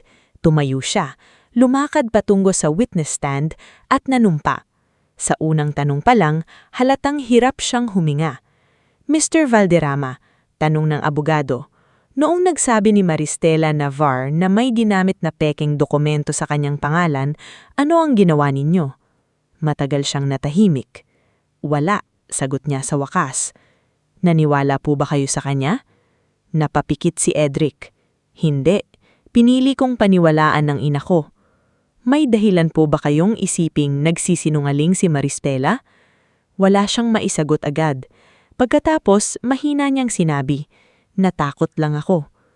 At noong sinabi ninyong nagpakasal ako sa may sira sa ulo, alam ba ninyong maririnig iyon ng mga taong paligid? Nabasag ang boses ni Edric. Oo. Tumingin siya kay Maristela.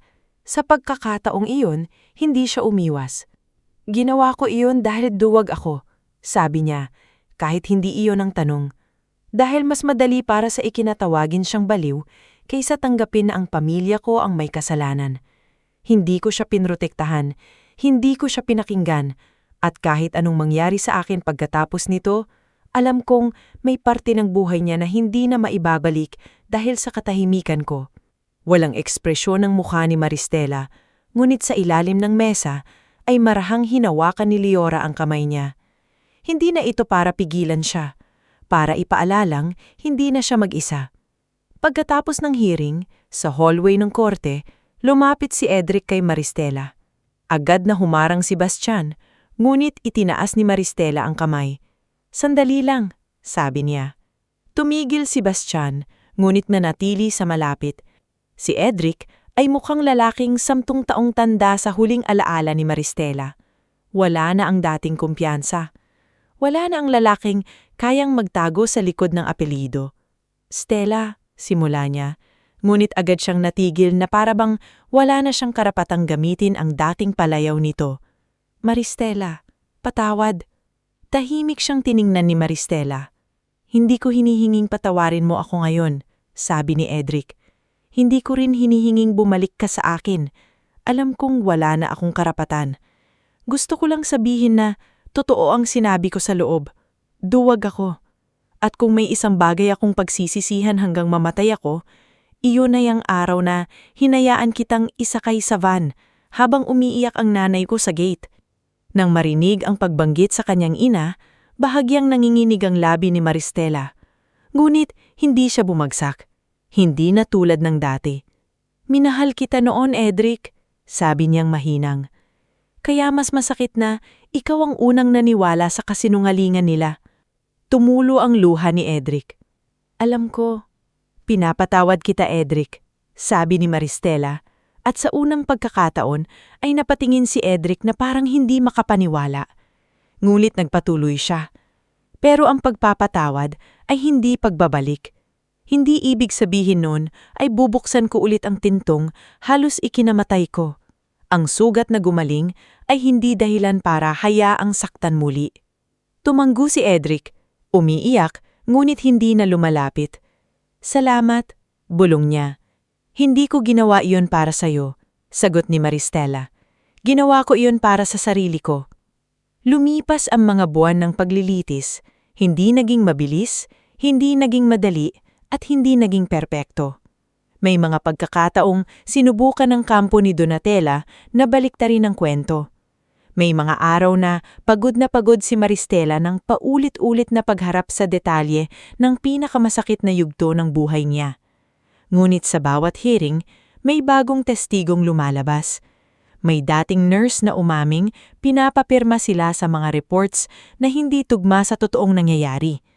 May dating accountant ng Valderrama Holdings na nagpatunay sa shell companies. May dating driver na sabing inutusan siyang dalhin si Maristela sa ospital kahit narinig niyang nagmamakaawa ito na tawagan ng ina nito. Sa huli, inilabas ang hatol.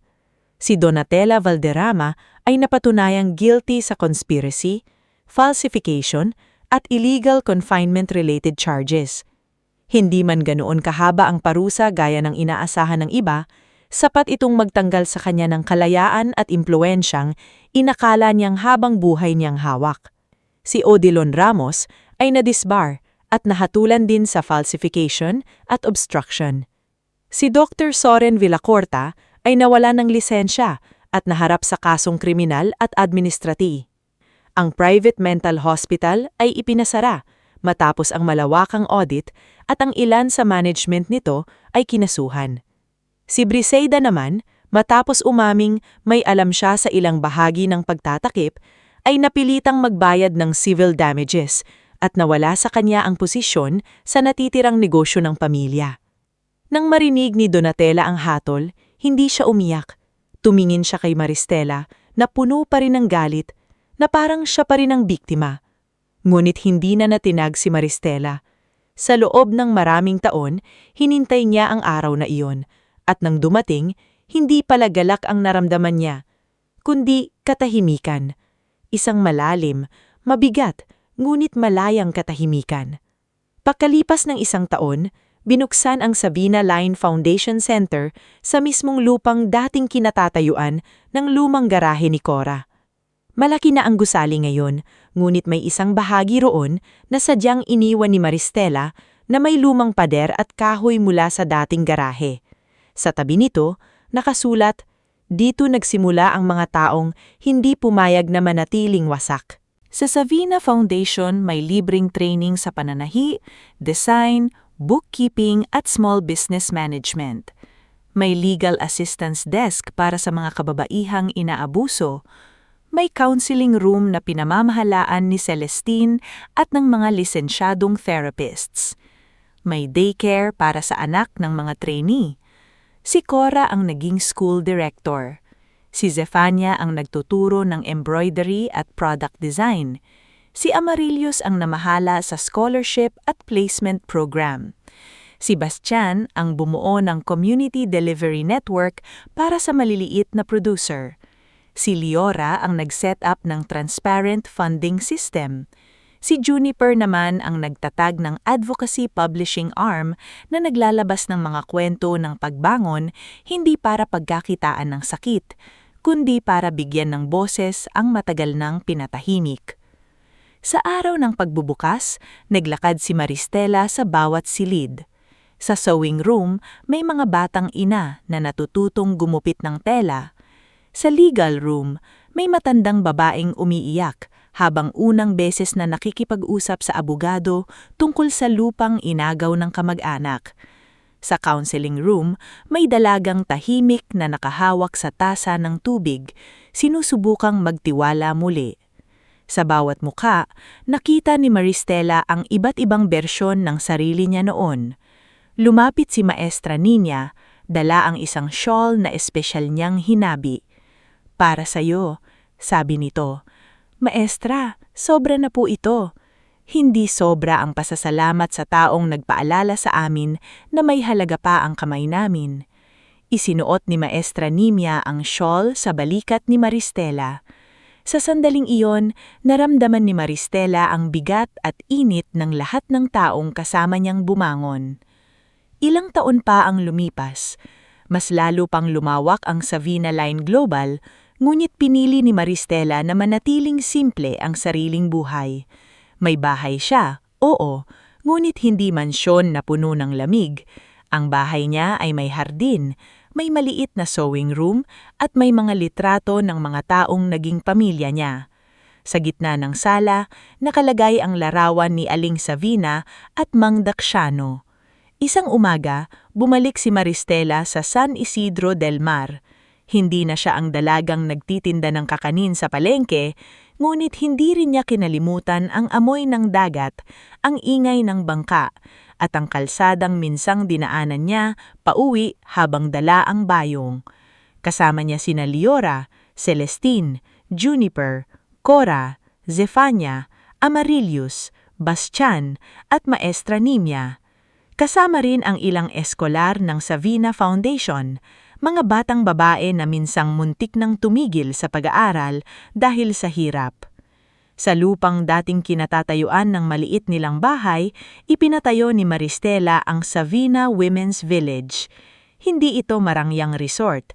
Isa itong community center na may training rooms, maliit na clinic, livelihood space, library, at dormitory para sa mga babaeng galing sa malalayong bayan na gustong matuto at magsimula muli. Sa harap nito, may simpleng rebulto ng isang mananahing babae na nakaupo sa lumang makina.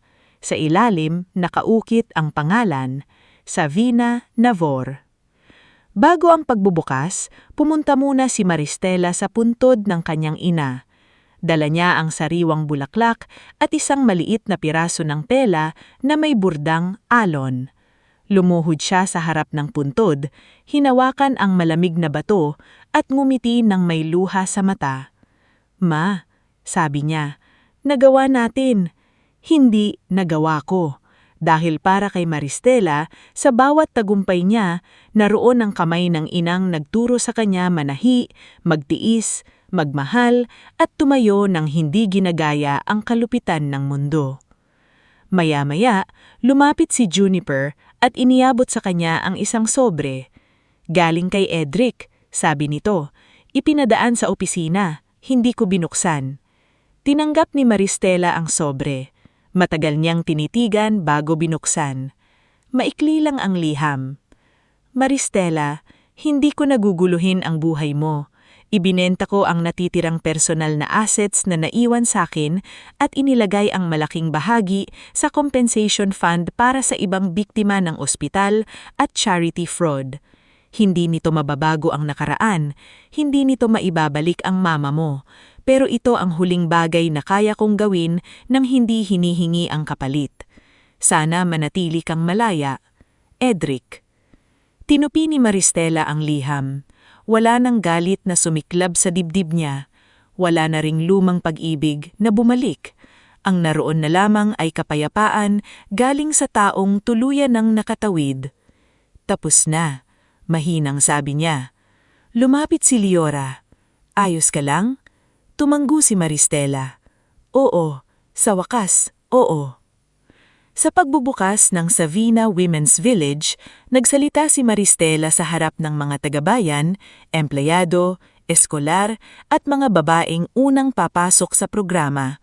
Ang dating palengke girl, ang dating manuglang na pinahiya, ang dating asawang tinawag na baliw, ang dating babaeng ikinunong sa maling diagnosis ay nakatayo mayon sa mismong bayan na pinanggalingan niya. Maraming taon ang ninakaw sa akin. Sabi niya, may mga taong ginamit ng yaman, apelido at impluensya para gawing kasiningalingan ng buhay ko. Pero may natutunan ako. Pwedeng may magnakaw ng oras pero hindi nila kailangang manakaw ang kinabukasan. Pwedeng may sumira sa pangalan mo pero hindi nila kailangang sirain kung sino ka. At pwedeng minsan kang itapon pero hindi ibig sabihin Dun ka na matatapos. Tahimik ang lahat, nakikinig. Ang lugar na ito ay para sa mga babaeng sinabihang wala na silang halaga, para sa mga inang iniwan, para sa mga anak na pinatahimik, para sa mga matatandang kinalimutan, para sa mga taong kailangang magsimula muli kahit nanginginig pa ang kamay. Dito, hindi namin kayo tatanungin kung gaano kayo nawasak. Tatanungin namin kung paano namin kayong matutulungang bumangon. Nagpalakpakan ng mga tao, ngulit sa gitna ng ingay, ang narinig ni Maristela sa kanyang puso ay ang mahina at pamilyar na tunog ng lumang makinang panahi ng kanyang ina. Kinagabihan, matapos ang programa, mag-isa siyang naglakad papunta sa tabing dagat. Ang buwan ay nakasabit sa madilim na langit at ang alon ay dahan-dahang humahalik sa buhangin. Dito minsan sinabi ni Edric na ang San Isidro ang pahinga niya. Dito minsan nangarap si Maristela ng maliit na patahian. Ngayon, hindi na siya naghihintay na may magligtas sa kanya. Hindi na niya kailangang patunayan ang sarili sa mga taong hindi marunong magmahal ng walang kontrol. Hinawakan niya ang shawl ni Aling Savina na matagal na niyang iniingatan. Lumang-luma na ito, ngunit maingat niyang ipinarestore sa mga artisan ng Savina Line. Inilapat niya iyon sa balikat, tumingin sa dagat at pumikit. Sa isip niya, nakita niya ang batang Maristela na nagbabalot ng suman bago pumasok sa eskwela. Nakita niya ang dalagang tumutulong sa lalaking nasiraan ng sasakyan. Nakita niya ang asawang nakatayo sa gitna ng ingranding hapunan habang tinatawang na baliw. Nakita niya ang babaeng nakakulong sa puting silid ng ospital. Nakita niya ang manggagawa na nagsisimula sa lumang garahe. At nakita niya ang babaeng naroon ngayon. Hindi perpekto, hindi walang sugat, ngunit buo. Ma, hindi nila ako nasira. Natagpuan ko ang sarili ko. Huminga siya ng malalim. Sa likod niya, mula sa Savina Women's Village, narinig ang tawanan ng mga batang scholar at ang boses ni Cora na nagtatawag para sa hapunan. Naroon sina Liora, Celestine, Juniper, Zephania, Amarilis, Bastian at Maestra Nimia. Mga taong hindi niya kadugo, ngunit naging pamilya sa panahong akala niya ay wala na siyang tahanan. At doon nagtapos ang kwento ni Maristela Navor, hindi bilang babaeng yumaman lamang, kundi bilang babaeng minsang tinangkang burahin ng kasinungalingan, ngulit bumalik dala ang katotohanan. Hindi siya naging katulad ng mga taong nanakit sa kanya. Hindi niya ginamit ang kapangyarihan para mangyurak. Ginamit niya ito para magbukas ng pinto. Sa huli, ang pinakamalaking tagumpay ni Maristela ay hindi ang mapasama sa listahan ng pinakamayayamang babae. Ang pinakamalaking tagumpay niya ay ang maging dahilan kung bakit ang mga tulad niyang minsang itinapon ay natutong maniwala na posible pa palang magsimula muli at sa pagkakataong iyon, hindi na sila mag-iisa.